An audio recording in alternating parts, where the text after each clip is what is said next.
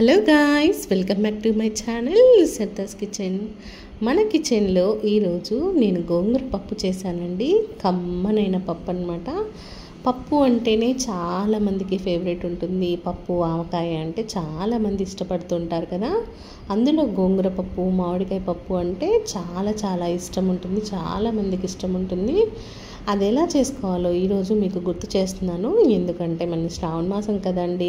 ఈ మాసంలో మనం ఎవరం కూడా నాన్ వెజ్ అనేది తీసుకోము. చాలా వరకు నాన్ వెజ్ అనేది తినరు ఈ మాసంలో. కాబట్టి అందులో భాగంగా మనం ఈరోజు గోంగూర పప్పు చేసుకుంటున్నాము. అది ఎలా చేసుకోవాలో చూపిస్తాను, ఒకసారి చూసేయండి. నేను టీ కప్పుతో 2 గ్లాసు కందిపప్పు తీసుకున్నానండి. క్లీన్గా వాష్ చేసేసి వాటర్ వేసుకున్నాను.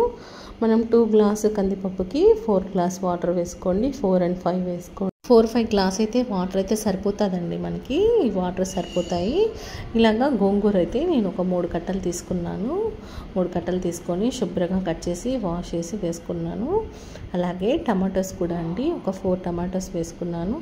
అలాగే పచ్చిమిర్చి ఒక 5-6 పచ్చిమిర్చి ఇలా కట్ చేసి వేసుకుంటున్నాను. ఆ తర్వాత ఇందులోకి తగినంత పసుపు వేసుకోండి. ఆ తర్వాత ఇందులోకి కారం వేసుకుంటున్నానండి. నేను కారం కూడా వేసుకోండి, ఎందుకంటే పచ్చిమిర్చితో మనకి పులుపు ఉంటుంది కదండి గోంగూర. మళ్ళీ మనం టమాటా కూడా వేసుకున్నాం కాబట్టి కొంచెం కారం వేసుకుంటున్నాను. పచ్చిమిర్చితో అయితే కారం సరిపోదు, అందుకనేసి కొంచెం కారం కూడా వేసుకుంటున్నాను. అలాగే తగినంత సాల్ట్ కూడా వేసుకుంటున్నాను. చూసి వేసుకోండి, మీ క్వాంటిటీని బట్టి వేసుకోండి. నేనైతే 5 విజిల్స్కి పెట్టేస్తున్నానండి. కుక్కర్లో పెట్టుకుంటున్నాను. ఇప్పుడు మూత పెట్టేసి ఒక 5 విజిల్స్కి మనము పెట్టేసుకుందామండి. పప్పు అనేది చక్కగా మెత్తగా కుక్ అయిపోతుంది. మనకి పప్పు ఇలా ఉడికిందండి. 5 విజిల్స్ తర్వాత నేను ఓపెన్ చేసి చూపిస్తున్నాను. మనకి గోంగూర పప్పు అనేది ఇలాగా చక్కగా ఉడికిపోయింది. ఇప్పుడు ఒకసారి తిప్పేసుకుందాము. తిప్పేసుకొని దీని తాలింపు వేసుకోవాలండి. తాలింపులోకి అయితే నేను వెల్లుల్లి వేస్తానండి, చాలా బాగుంటుంది. వెల్లుల్లిపాయి మనం ఇలా దంచేసుకొని తాలింపులో వేసుకుంటే చాలా బాగుంటుంది అన్నమాట. మీకు ఎంతమందికి గోంగూర పప్పు అంటే ఇష్టం అండి? గోంగూర పప్పు కానీ మామిడికాయ పప్పు కానీ చాలా బాగుంటాయండి. మనకి గోంగూరలో ఐరన్ ఉంటుంది, పప్పులో ప్రోటీన్ ఉంటుంది, కాబట్టి హెల్త్కి కూడా చాలా మంచిది. మనకి పప్పు వారంలో 3 times అయినా తినాలంటండి. పప్పుని ఎక్కువ తీసుకుంటే ప్రోటీన్ అనేది చాలా బాగా ఉంటుంది. ఇప్పుడు నేను దీని తాలింపు వేస్తున్నాను చూడండి. చిన్న బాండి పెట్టుకున్నాను నేను. దీంట్లోకి ఒక 2 స్పూన్స్ ఆయిల్ వేసుకున్నాను. జీలకర్ర అనేది కొంచెం ఎక్కువగా వేసుకోండి, బాగుంటుంది. ఇలాగా జీలకర్ర వేసుకున్నాను.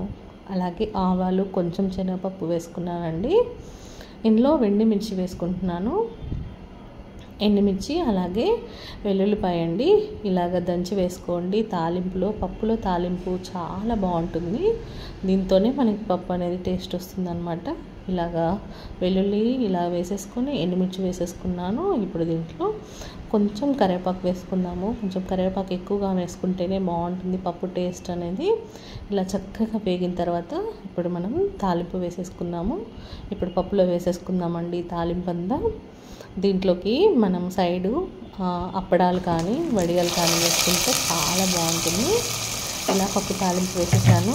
చూసారా, గుమ్మగుమ్మలు ఆడుతుందండి గోంగూర పప్పు. చూస్తుంటేనే నోరూరుతుంది. చాలా బాగుంది పప్పు. మీరు కూడా ట్రై చేయండి. ట్రై చేసి ఎలా అనిపించిందో కూడా నాకు కామెంట్ చేయండి.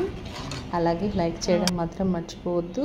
తప్పకుండా లైక్ చేసి మీ అభిప్రాయాన్ని నాకు కామెంట్ రూపంలో తెలియచేయండి. నేనైతే ప్లేట్లోకి రైస్, వేడివేడి అన్నము, గోంగూర పప్పు ఇలాగా అప్పడం పెట్టుకొని కానిచ్చేసానమాట. చాలా చాలా బాగుంది. మీకు ట్రై చేయండి.